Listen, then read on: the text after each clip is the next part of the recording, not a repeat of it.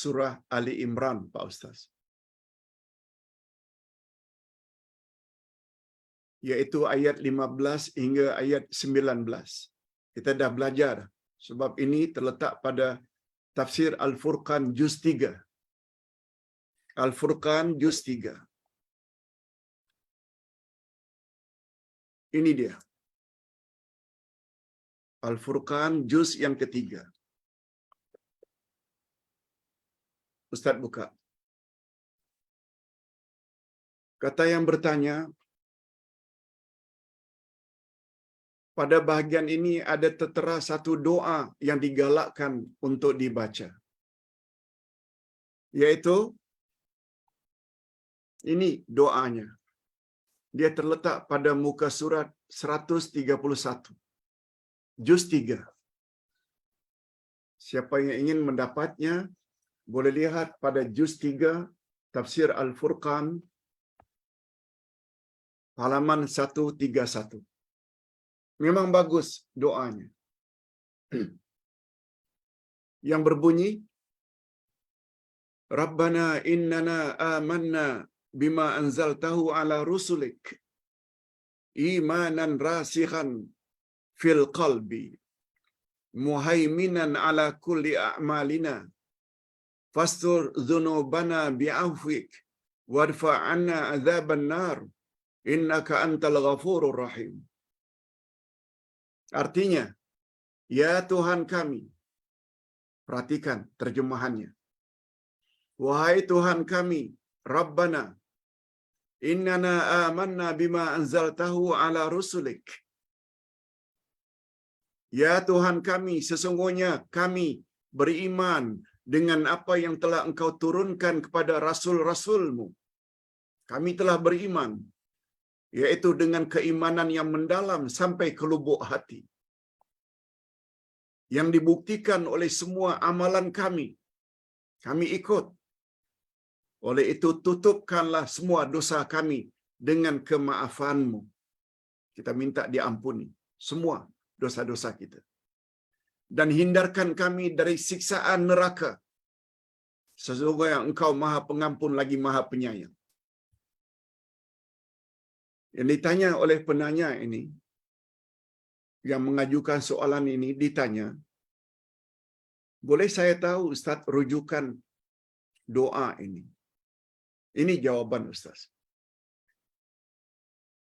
Doa ini tidak datang dari Nabi sallallahu alaihi wasallam, tapi Nabi suruh secara tersirat.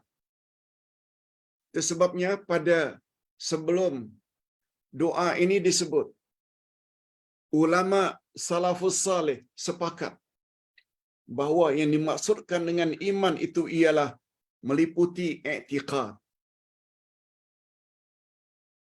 ucapan dan perbuatan. Kita sudah belajar baru-baru ini tentang iman yang hakiki. Dia hendaklah kombinasi dari 3, ucapan lidah, hati membenar, anggota melaksanakan. Itu baru namanya iman yang hakiki. Cuma pengajaran yang dapat diambil daripada doa tadi sesuai dengan ayat sebelumnya. Apa dia ayat sebelumnya, Pak Ustaz? Ayat 16. Ini dia yang Ustaz ingin jelaskan. Apa dia, Pak Ustaz? Cuba dengar baik-baik. Allazina yaquluna rabbana innana amanna faghfir lana dzunubana wa qina adzabannar. Ayat 19 dari surat Ali Imran. Maaf, ayat 16. Ayat 16. Coba perhatikan terjemahannya. Orang-orang yang berdoa, ya Tuhan kami, sesungguhnya kami telah beriman dengan, kami telah beriman, ya Allah. maka ampunilah segala dosa kami dan peliharalah kami dari siksa neraka. Ini namanya tawasul dengan iman. Tawasul maknanya kita melakukan sesuatu sebelum kita minta kepada Allah. Yang dengan perbuatan tersebut, tawasul itu membuat doa kita cepat dikabulkan oleh Allah. Apa dia, Ustaz, tawasul di sini? Yaitu kita menyatakan iman kita terhadap Allah, terhadap segala yang dibawa oleh Rasulullah. Rabbana innana amanna. Itu namanya tawasul dengan iman. Tawasul yang sangat tinggi derjatnya. Kemudian barulah kita minta faghfir lana dzunubana. Oleh sebab itu ampunilah dosa-dosa kami ya Allah. Hindarkan kami daripada azab api neraka. Kita sebut lebih dahulu Rabbana innana amanna. Oleh sebab itu bila kita padankan dengan doa tadi, walaupun itu tidak datang dari Nabi, tapi dia memenuhi syarat-syarat untuk tawasul, memenuhi syarat-syarat untuk tawasul. Apa dia tawasul? Ustaz baca sekali lagi doanya. Rabbana innana amanna bima anzaltahu ala rusulik imanan rasikha fil qalbi. Itu dia. Ya Allah, kami telah beriman dengan apa yang engkau telah turunkan kepada Rasul-Mu dengan iman yang sampai ke lubuk hati. Apa dia yang telah diturunkan kepada Rasul? 2, Quran dan Sunnah. Hadis Nabi itu juga diturunkan kepada Rasul melalui wahyu. Nabi tidak cakap kecuali berdasarkan wahyu. Ini sesuai dengan sabda Nabi. Unzilat ilayyal Qur'an. Unzila ilayyal Qur'an wa misluhu ma'a. Telah diturunkan kepadaku Al-Quran dan yang semisal dengannya. Makna yang semisal dengannya iaitu hadis. Quran dan hadis, kedua-duanya adalah wahyu. Lalu kita sebelum meminta kepada Allah, ampunkan dosaku, hindarkan aku daripada api neraka, kita sebut dulu, ya Allah kami beriman dengan apa yang telah engkau turunkan kepada Rasul-Mu dengan iman yang mantap, tertancap di dalam lubuk hati kami. Dan kami nyatakan iman kami dalam bentuk amal saleh. Sekali lagi, jawaban Ustaz, walaupun doa ini bukanlah Nabi yang sebut dalam hadis, tetapi kandungan doa ini memenuhi syarat tawasul yang digalakkan. Sehingga doa ini bagus untuk diamalkan, kata salafus saleh. Di mana bagusnya Pak Ustaz? Karena doa ini diawali dengan tawasul, beriman kepada Allah, beriman kepada Rasul, beriman kepada yang diturunkan kepada Rasul. Demikian jawaban Ustaz tentang soalan yang pertama. Soalan yang kedua, Pak Ustaz. Ustaz selalu sebut surat Al-Baqarah. Jika dibaca dalam rumah, syaitan tak boleh masuk. Yaitu hadis Nabi, la taj'alu buyutakum qubura, innal baita tuqra'u fihi suratul Baqarah la yadkhuluhu syaitan. Jangan kamu jadikan rumahmu seperti kuburan. Rumah yang dibaca surat Al-Baqarah tak akan dapat dimasuki oleh syaitan.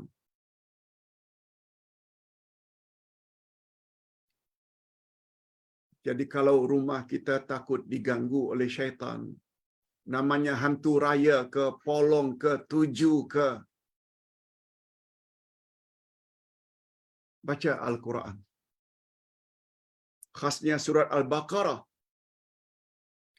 dalam rumah. Syaitan tak boleh masuk. Pertanyaannya, Pak Ustaz, surat Al-Baqarah sangat panjang. Apakah kami mesti baca sampai habis hari itu juga? Ketika itu juga? Tak. Kata ulama hadis, ia boleh dibaca bersambung-sambung. Surat Al-Baqarah adalah surat yang paling panjang, 286 ayat. Tak ada surah yang seperti itu panjangnya. Kita boleh baca dalam 3 hari, kita boleh baca dalam seminggu. Kalau dibaca seminggu, maknanya 286 dibagi 7, berapa jadinya? Berapa jadinya 286 dibagi 7?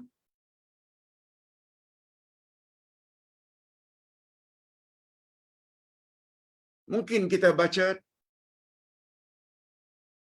dalam 40 ayat dalam sehari. 40 ayat dalam sehari. 40 ayat saja kali dari 7, 280.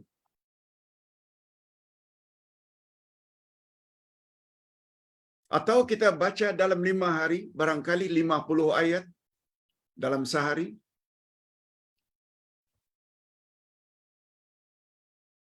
Jadi tidak semestinya dibaca sampai habis sekali duduk. Tidak. Boleh pagi sedikit, boleh petang sedikit, boleh sebelum tidur sedikit.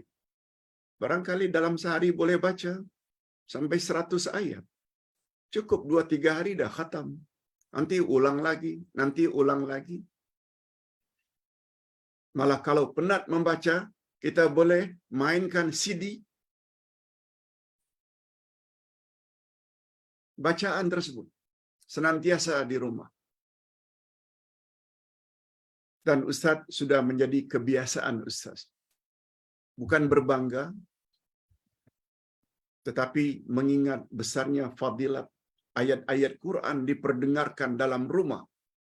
Rumah menjadi aman, tenang, tidak masuk syaitan.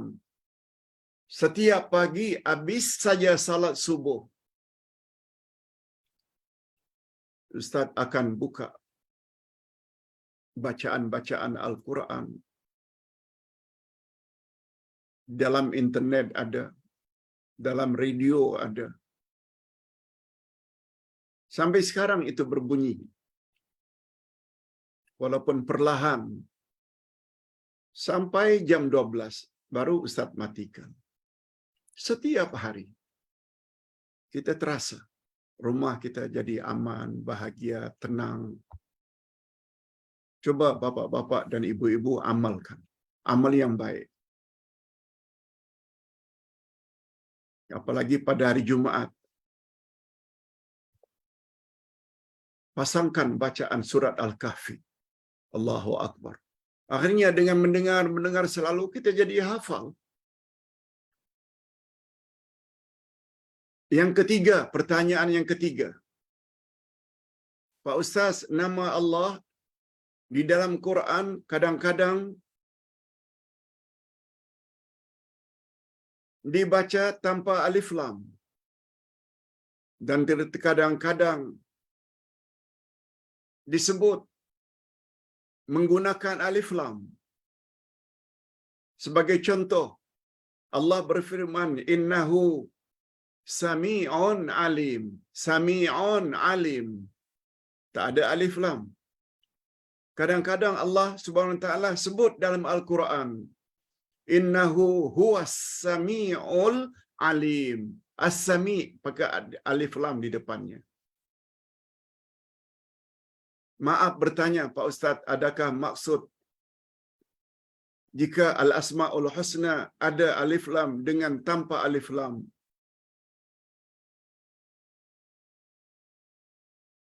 Apakah boleh demikian Pak Ustaz?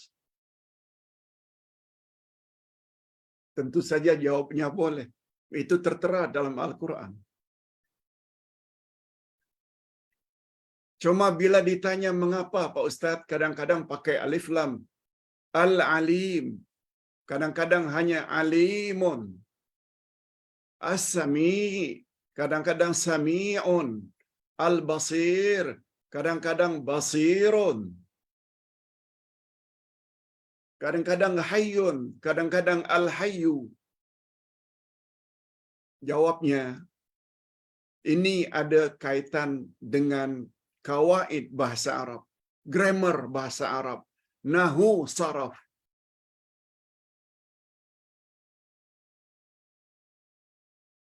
Sebab kedudukan sesuatu itu, dia ada namanya mubtada, ada namanya khabar, ada namanya fa'il. Sehingga mengakibatkan bukan saja barisnya berbeza,